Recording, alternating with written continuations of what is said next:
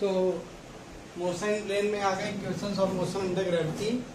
अभी आप सबसे पहले इक्वेशंस ऑफ मोशन हमें क्या मालूम है ये देखो। We know that v equal to कितना होता है, v equal to u plus a t, s equal to u t plus half, और तीसरा होता है v स्क्वायर इक्वल टू, ये तीन इक्वेशन मालूम है अपने को, ठीक है। अब क्या करना है, फॉर मोशन अंडर ग्रेविटी, अगर बात करेंगे मोशन अंडर ग्रेविटी की तो रिप्लेसमेंट होगा कुछ चीजों का। ए रिप्लेस हो जाएगा स्मॉल जी का मतलब ग्रेविटी से, ठीक है। एस रिप्लेस हो जाएगा हाइट से स्मॉल एच, ठीक है। तो ठीक है, तो ये दो चेंज आपके अब आएंगे और फिर इसके बाद इक्वेशंस ऑफ मोशन तीनों बनेगी। तो देखो, फॉर मोशन अंडर ग्रेविटी ए को रिप्लेस करेंगे जी से, एस को रिप्लेस करेंगे एस से, फिर उसके बाद नंबर 1 आता है आपका एक फॉर जो है upward motion, for upward motion. जब ये लिखते हैं तो यानी कि एरो ऊपर की तरफ हो गया। एरो ऊपर होने का मतलब होगा ग्रेविटी के अगेंस्ट। तो यहाँ पर ध्यान रखना कि हम लोग ए की जगह क्या रखेंगे, जी रखेंगे, माइनस का लेके, ठीक। माइनस का समझ गया क्यों? क्योंकि ऊपर का मतलब ग्रेविटी के अगेंस्ट जाना है। तो एस इक्वल टू एच। आप तो इसमें देखो सबसे पहली इक्वेशन क्या बन गई, तो v equal to u minus g t. Second कौन सी बन गई, h equal to u t minus half g t square. और तीसरी कौन सी बन गई, v square equal to u square minus 2g h, ठीक है। फिर दूसरा आता है for downward motion, downward motion. तो डाउनवर्ड मोशन के लिए क्या हमने होता है हमेशा कि ए को आप प्लस जी रखेंगे क्योंकि ग्रेविटी की डायरेक्शन में मोशन हो रही, और एस की जगह क्या रखना जाता है, एच। तो नंबर 1 आ जाता है v equal to u plus g t. Second हो जाता है h equal to u t plus half g t square. और तीसरा क्या हो जाता है, v square equal to u square plus 2g h, ठीक है। फिर तीसरी एक और कंडीशन होती है for free fall. Free fall का मतलब होता है कि ये जो मार्कर है इसको ऐसे छोड़ दिया, ये फ्री फॉल हो गया है ना। यानी ऐसे फ्री छोड़ने का मतलब है यू कितना हो गया, 0। इनिशियल वेलोसिटी कितनी हो जाएगी, यू 0 हो जाएगा, एस एच रहेगा, और जो ए है वो प्लस जी रहेगा, ठीक है। तो जो पहली इक्वेशन हो जाएगी तो v इक्वल टू कितनी आ जाएगी, यू 0 तो जी टी, ठीक है। सेकंड की अगर बात करेंगे तो s equal to half g t square क्योंकि यू 0 है। और तीसरी इक्वेशन की बात करेंगे तो v स्क्वायर, एस की जगह h है, और तीसरी आ जाएगी v square equal to 2g h, समझ गए। तो इस वाली इक्वेशन से और इस वाली इक्वेशन से दो चीज समझ लो कि अगर हमें t निकालना हो तो अंडर रूट 2h अपॉन जी लिख सकते हैं। एक साइड में t लेना है, ठीक। और इसमें h बराबर क्या होता है, v स्क्वायर अपॉन 2g। इन दोनों फार्मूले का अलग अलग इस्तेमाल किया जा सकता है। पॉज करके इसको अब नोट कर लो। So the next topic is distance travelled by an object in nth second करके भी लिख के आता है, पार्टिकुलर सेकंड भी या th सेकंड भी, तमाम तरह से कह सकते हैं हम लोग। तो इसको कैसे निकालते हैं, तो मान लेते हैं distance covered in th second. मान लेते हैं th सेकंड में डिस्टेंस कवर कर रहा है तो s t equal to u t plus half a t हो गया। फिर मान लेते हैं डिस्टेंस कवर्ड इन, इसके जस्ट 1 सेकंड पहले कितनी उसने डिस्टेंस कवर करी थी, तो s t minus one u t minus one plus half a और टी माइनस वन का होल स्क्वायर। ठीक है। So for a particular second s equal to हो जाएगा एस टी माइनस वन, यानी कि टीएथ सेकंड में जो डिस्टेंस कवर हुई, टी माइनस वन सेकंड में जो डिस्टेंस कवर हुई, इन दोनों का डिफरेंस निकाल लो तो बता जाएगा कि कितनी कवर, इन दोनों के बीच में कितनी डिस्टेंस कवर है।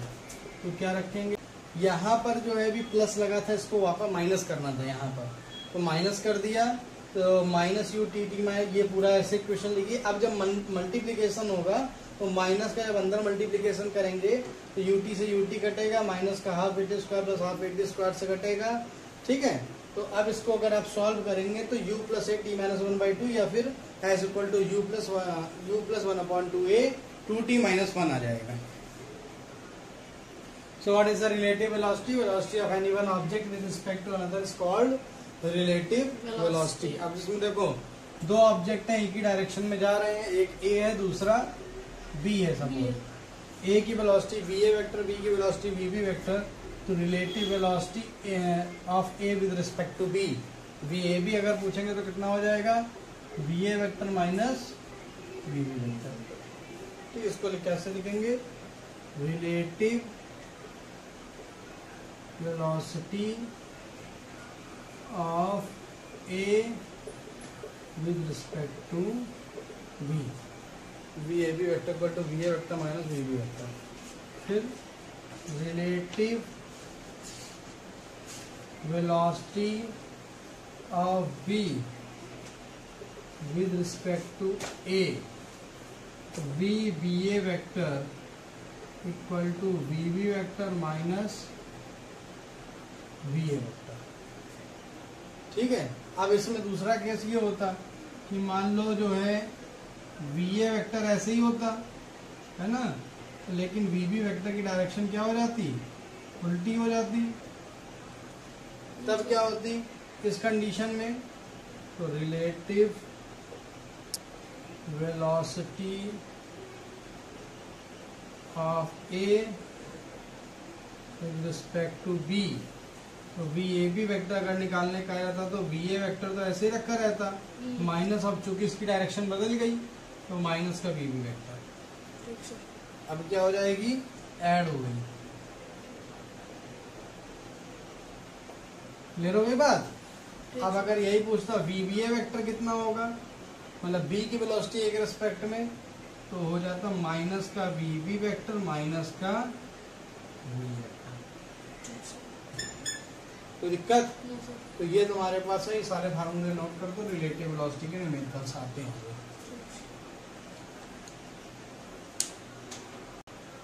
So what is the projectile motion. तो प्रोजेक्टाइल मोशन का मतलब, अगर वर्टिकल मोशन का मतलब हो गया ये सीधे गई ग्रेविटी के वजह से नीचे आ गई थोड़ा ऊपर जाने के बाद, लेकिन वर्टिकल के अपोजिट डायरेक्शन, मतलब अलग डायरेक्शन में, यानी वर्टिकल से कुछ अलग डायरेक्शन में कोई चीज फेंके, यानी कि ऐसे फेंके, तो ये देखो प्रोजेक्टाइल बना रहा है कि नहीं, मतलब प्रोजेक्टाइल का मतलब वर्टिकल नहीं गिर, देखो। ठीक है।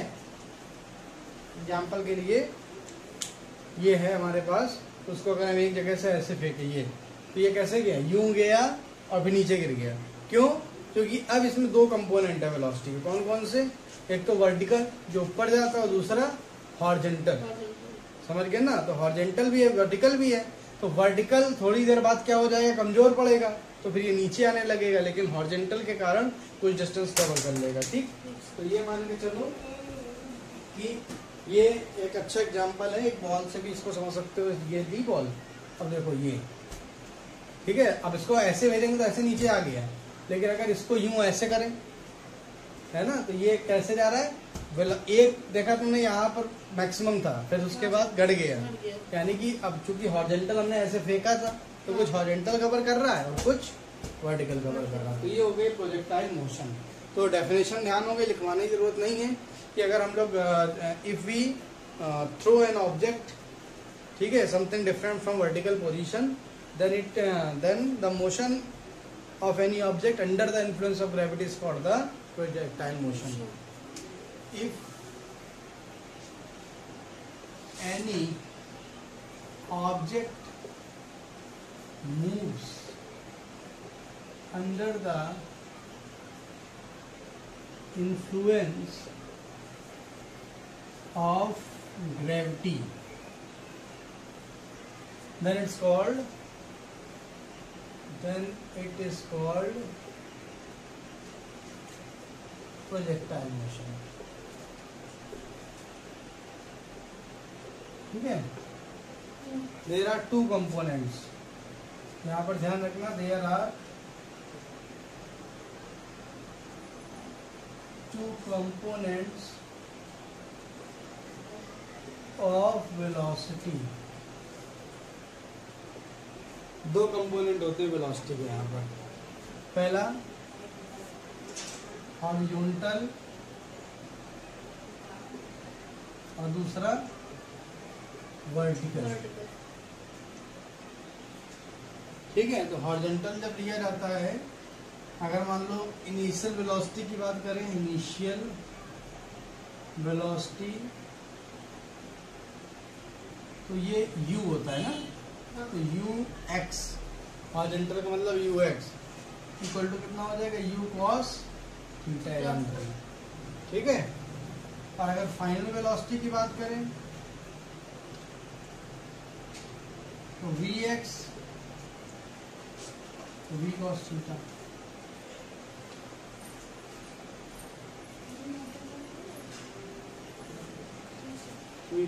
ठीक.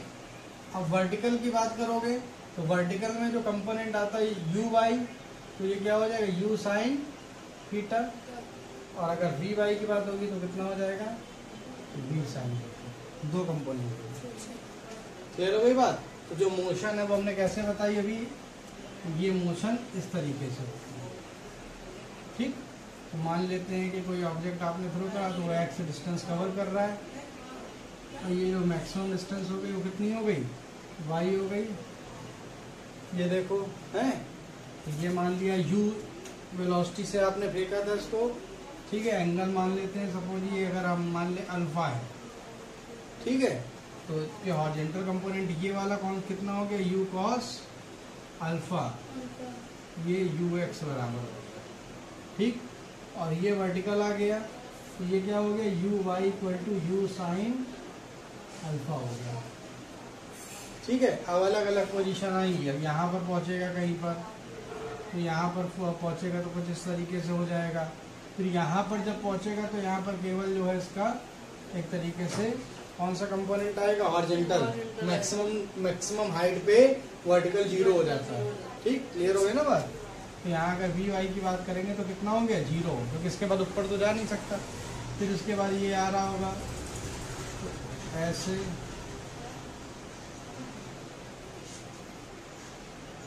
ठीक है. तो ये अलग अलग हमने जो है कंपोनेंट यहाँ पर दिखाए हुए हैं. ठीक है.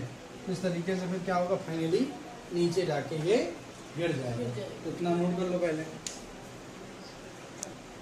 तो अब इसमें जो सबसे पहला पार्ट आएगा वो है पाथ ऑफ प्रोजेक्टाइल.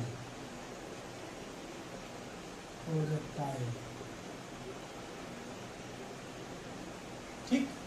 तो पाथ ऑफ प्रोजेक्टाइल अगर निकालेंगे तो कैसे निकालना है हमको, तो देखो इसमें पाथ का मतलब इसमें दो चीजें एक तो कर रहा है. क्या क्या कर रहा है, एक तो वो कुछ हॉरिजॉन्टल डिस्टेंस कवर कर रहा है और दूसरा क्या कवर कर रहा है, कुछ वर्टिकल डिस्टेंस कवर कर रहा है. ठीक है. तो अगर हम लोग जो है हॉरिजॉन्टल और वर्टिकल डिस्टेंस को निकाल के एक किसी एक इक्वेशन में रख दें तो हम वहां से निकाल सकते हैं पाथ ऑफ प्रोजेक्टाइल. तो कैसे निकालेंगे, देखो. तो हॉरिजॉन्टल डिस्टेंस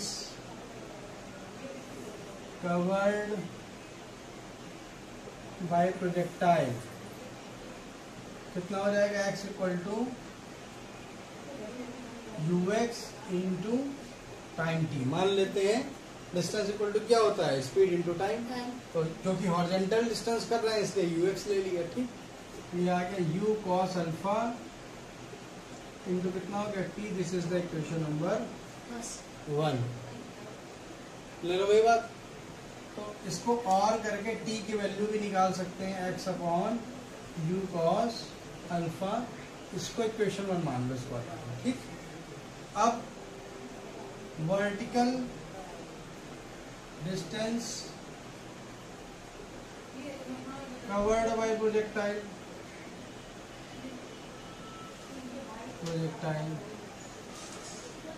डिस्टेंस कवर्ड कितना हो जाएगा, y equal to,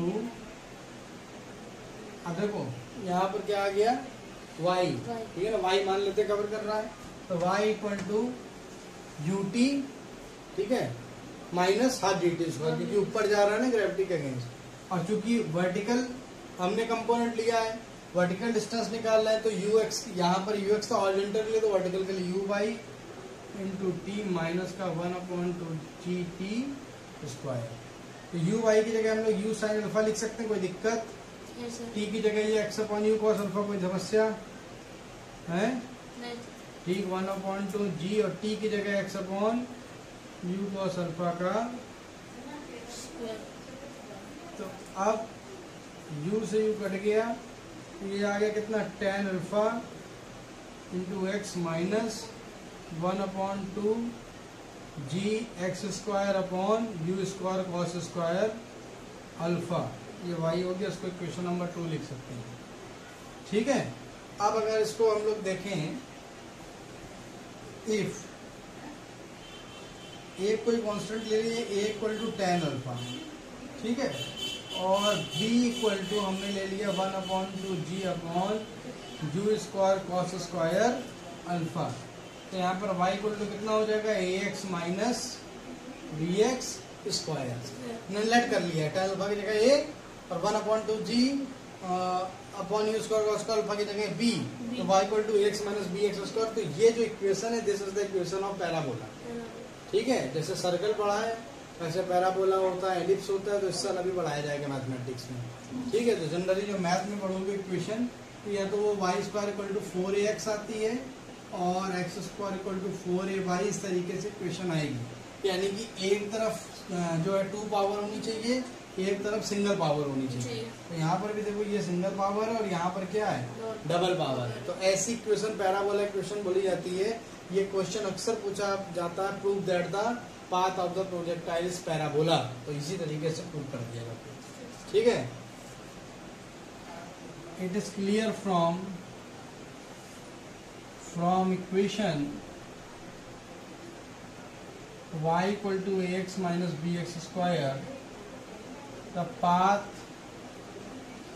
of projectile is parabola.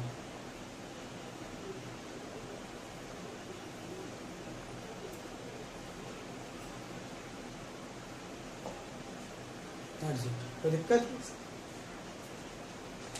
Note कर लो। तो सबसे पहला आता है फ्लाइट टाइम। कुछ इंपॉर्टेंट टर्म है, तो पहला आता है फ्लाइट टाइम ऑफ, चलो दोस्तों, फ्लाइट टाइम ऑफ प्रोजेक्टाइल। ठीक, फ्लाइट टाइम मतलब कितनी देर एयर में रहा, ठीक है ना। Time taken to complete its journey in air during projectile motion.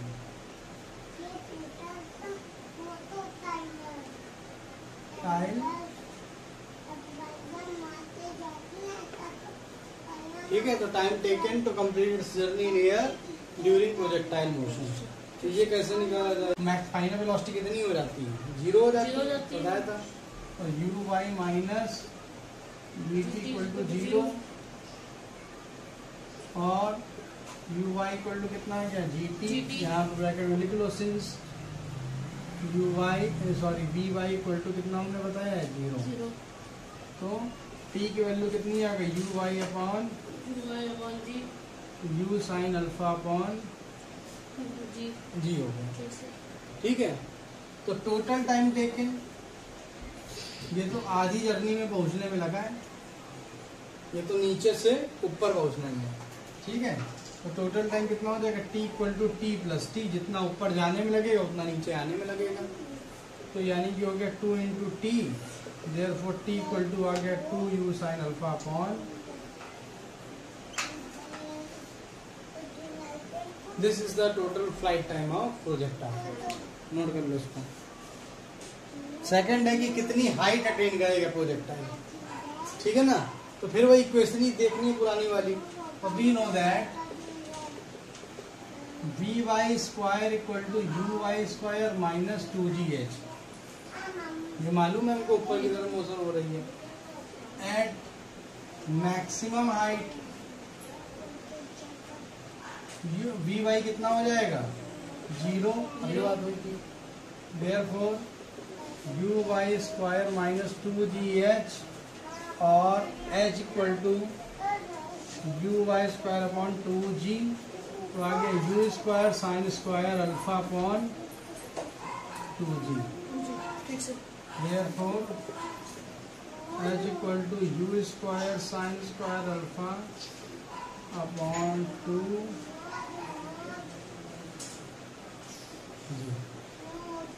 ठीक है, तो ये निकल के आ गया ना। If for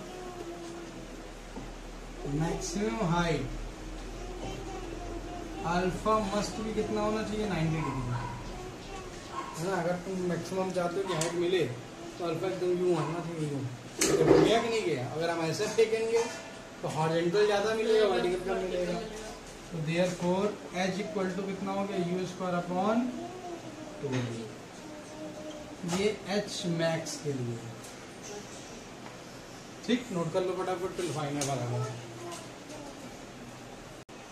the final topic है रेंज ऑफ प्रोजेक्टाइल, जितनी हॉरिजॉन्टल डिस्टेंस कवर करेगा, है ना। तो horizontal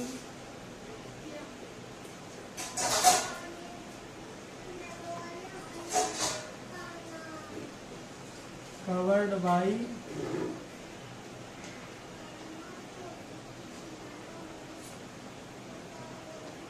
horizontal distance covered by projectile, ठीक। तो अब इसमें कितना हो गया, r बराबर डिस्टेंस इक्वल टू क्या होता है स्पीड इनटू टाइम। तो स्पीड तो ux हो गई और टोटल टाइम ऑफ फ्लाइट हो गया, ठीक। तो u cos अल्फा और t की जगह 2u sine alpha upon g पड़ा था, देखो शुरुआत में निकाला था फ्लाइट टाइम। तो तुम्हारे पास हो गया u और 2 साइन अल्फा कॉस,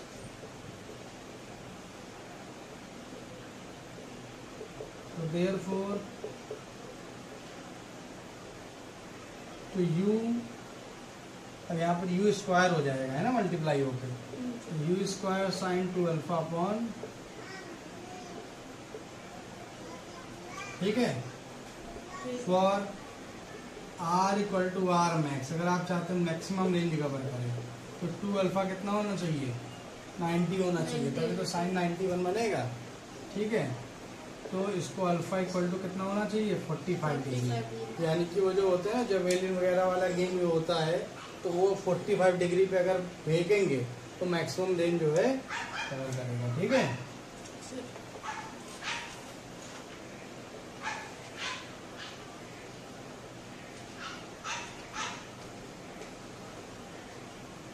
ठीक, चलो इसको नोट कर लो, खत्म हो गया।